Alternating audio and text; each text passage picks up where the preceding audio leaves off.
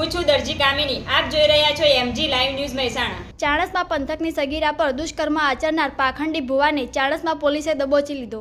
ચાણસ્મા પંથકમાં ગત દિવસોમાં એક પાખંડી ભુવાએ એક સગીર વયની દીકરી પર દુષ્કર્મ આચર્યું હોવાની ઘટના પોલીસ ચોપડે નોંધાતા ચાણસ્મા પોલીસે તાત્કાલિક અસરથી ઢોંગી ભુવાને ઝડપવા ચક્રો ગતિમાન કર્યા હતા. ત્યારે ચાણસ્મા પોલીસને દુષ્કર્મ આચરનાર ભુવાને પકડી જેલના સળિયા પાછળ ધકેલી આગળની કાર્યવાહી હાથ ધરી હતી. ચાણસ્મા પંથકની એક સગીરાને મહેસાણાના ઉચરપી ગામના એક પાખંડી ભુવાએ સગીરાના વિડીયો બનાવી વાયરલ કરવાની ધમકી આપી. દુષ્કર્મ આચરનાર મહેસાણાના ઉચરપી ગામના કહેવાતા ભુવાજી ભગાભાઈ ઉર્ફે શંકરભાઈ ચૌધરી સામે ચાણસ્મા પોલીસ મથકે સગીરાએ પોસ્કો અને દુષ્કર્મની ફરિયાદ નોંધાવતા જેના પગલે પોલીસ ગણતરીના દિવસોમાં જ આરોપીને તેના ઘરે નાહવા ધોવા માટે આવતા જ દબોચી લીધો હતો અને ચાણસ્મા પોલીસ મથકે લાવી વધુ તપાસ હાથ ધરી હોવાનું જાણવા મળ્યું હતું. રિપોર્ટર ચેતન પટેલ, મહેસાણા.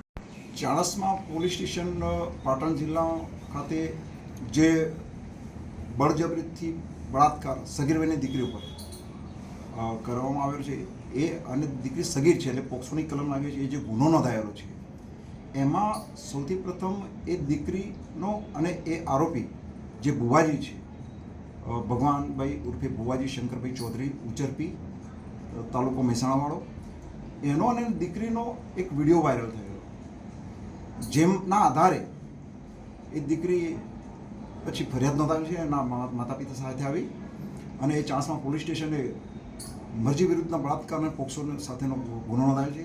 જેમાં ટેકનિકલ સોર્સ અને હ્યુમન સોર્સથી માહિતી મેળવવા માટે અલગ અલગ 3 ટીમો બનાવેલી અને ગઈકાલે પોલીસને માહિતી મળી હતી એટલે પોલીસે એને આ ગુનાના કામે પકડીને અટક કરી. આ જે ભુવાજી છે એ ધીણોજ ગામે અગાઉ ગોગા મહારાજનો કોઈ હવન હતો અને એ ધીણોજ ગયેલો અને પછી અવારનવાર એ ગામે જતો હતો. એ વખતે એના સંપર્કમાં આવેલો છે એવું હાલમાં કરવામાં આવેલું.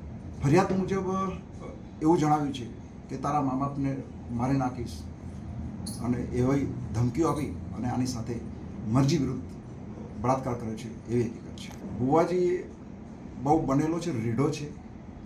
એ જે અપંગ છે એનો એ સંપૂર્ણ લાભ ઉઠાવી રહ્યો છે. કંઈ માહિતી હાલ આપતો નથી પોલીસને. હજુ આ ગુનાના કામે જે ગાડીમાં સગીર વયની દીકરી સાથે જે મરજી વિરુદ્ધ કામ થયેલું છે એ ગાડી રિકવર કરવાની બાકી છે. એનો જે મોબાઈલ છે એ રિકવર કરવાનું બાકી છે. એ સંબંધે પણ હાલમાં કંઈ માહિતી આપી રહ્યો નથી. છતાં અમારી પાસે એવા પણ વિડીયોઝ છે કે જેમાં આ ભુવાજી વાહન ચલાવી રહ્યો છે અને એ એક દુકાનના ટેકાથી પણ ચાલી શકે છે. નામદાર કોર્ટમાં રજૂ કરી અને રિમાન્ડની પ્રોસેસ કરવામાં આવશે.